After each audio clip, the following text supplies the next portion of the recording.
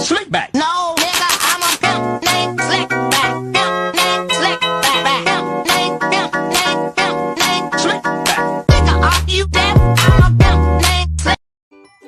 Apa itu dinamika penduduk? Dinamika penduduk adalah jumlah penduduk pada suatu wilayah yang disebabkan oleh 3 faktor, yaitu kelahiran, kematian, dan perpindahan. Indonesia mengalami perubahan penduduk dari tahun ke tahun. A. Faktor yang mempengaruhi dinamika penduduk. Yang pertama yaitu angka kelahiran atau natalitas, merupakan angka yang menunjukkan bayi yang lahir dari setiap 1000 penduduk per tahun. Yang kedua yaitu angka kematian atau mortalitas, merupakan angka yang menunjukkan jumlah kematian dari setiap 1000 penduduk per tahun.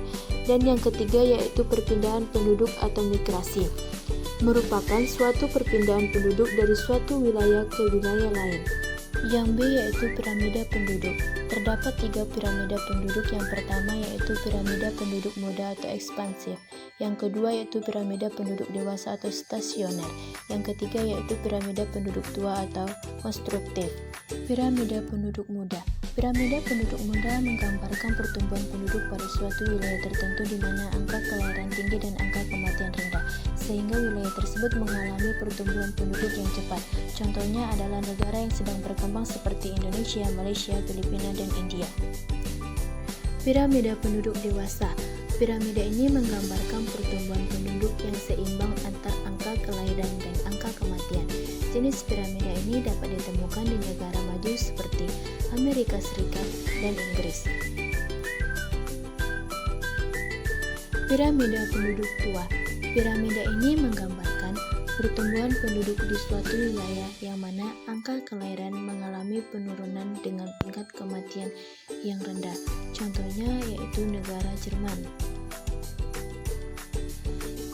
Yang C yaitu komposisi penduduk. Jenis komposisi penduduk ini terbagi atas 2. Yang pertama yaitu komposisi penduduk berdasarkan usia, dan yang kedua yaitu komposisi penduduk berdasarkan jenis kelamin. Baiklah, kita akan menjelaskan satu persatu.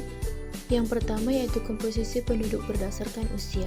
Komposisi penduduk berdasarkan usia dapat dibuat berdasarkan usia tunggal seperti 0, 1, 2, 3, 4, 5.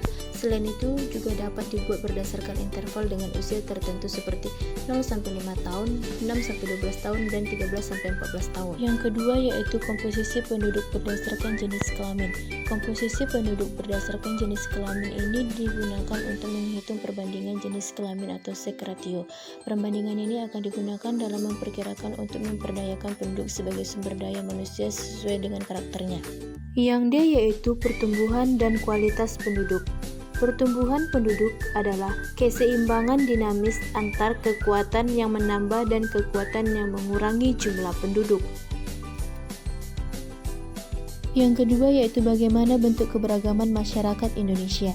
Masyarakat Indonesia dikenal sebagai masyarakat religius. Beberapa agama kepercayaan dapat ditemukan di berbagai wilayah Indonesia. Berdasarkan pada fakta yang ada, beberapa budaya, suku, bangsa, dan kepercayaan masyarakat Indonesia, maka dapat dikatakan masyarakat Indonesia bersifat plural. Kata plural berasal dari bahasa Inggris yang artinya jamak, sedangkan pluralitas ini berarti kemajemukan.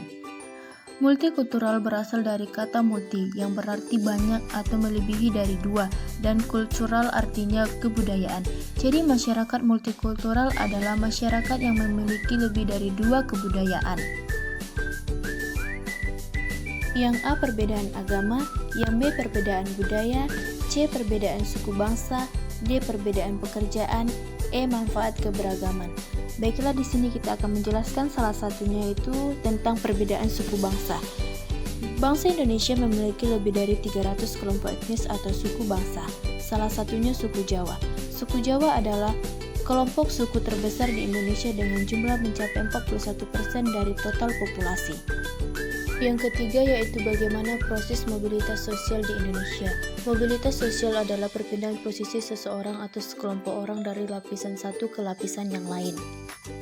A. Bentuk-bentuk mobilitas sosial. Bentuk-bentuk mobilitas sosial ini terbagi atas 2 yaitu mobilitas vertikal dan mobilitas horizontal. Mobilitas vertikal. Mobilitas sosial vertikal adalah perpindahan seseorang atau kelompok dari suatu kedudukan sosial ke kedudukan sosial lainnya yang tidak sederajat, baik dipindahkan ke tingkat yang lebih tinggi maupun turun ke tingkat yang lebih rendah. Bisa kita lihat ada mobilitas vertikal ke atas dan mobilitas vertikal ke bawah. Mobilitas horizontal. Mobilitas horizontal adalah perpindahan status sosial seseorang atau sekelompok orang dalam lapisan sosial yang sama. Mobilitas horizontal merupakan peralihan individu atau objek-objek sosial lain dari satu kelompok sosial ke kelompok sosial lainnya yang sederajat. Yang B yaitu saluran-saluran mobilitas sosial, terbagi atas 4. Yang pertama pendidikan, yang kedua organisasi ekonomi, yang ketiga organisasi politik, dan yang keempat yaitu organisasi profesi. Baiklah, di sini kita akan menjelaskan salah satu yaitu tentang pendidikan. Pendidikan merupakan saluran untuk mobilitas vertikal yang sering digunakan karena melalui pendidikan orang dapat mengubah statusnya. Pendidikan memberikan kesempatan pada setiap orang untuk mendapatkan kedudukan yang lebih tinggi. Yang C, dampak mobilitas sosial. Dampak positif terjadinya mobilitas sosial ini terbagi atas 3. Yang pertama, mendorong seseorang untuk lebih maju. Yang kedua, mempercepat tingkat perubahan sosial. Dan yang ketiga, meningkatkan integrasi sosial. Baiklah, kita akan menjelaskan satu persatu. Yang pertama, mendorong seseorang untuk lebih maju.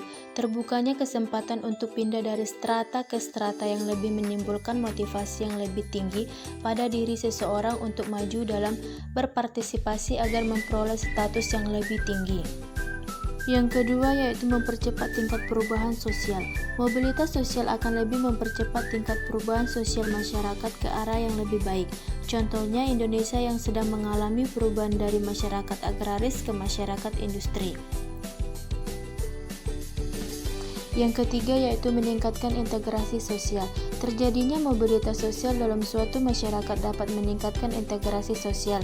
Misalnya, ia akan menyesuaikan dirinya dengan gaya hidup, nilai dan norma yang dianut oleh kelompok orang dengan status sosial yang baru.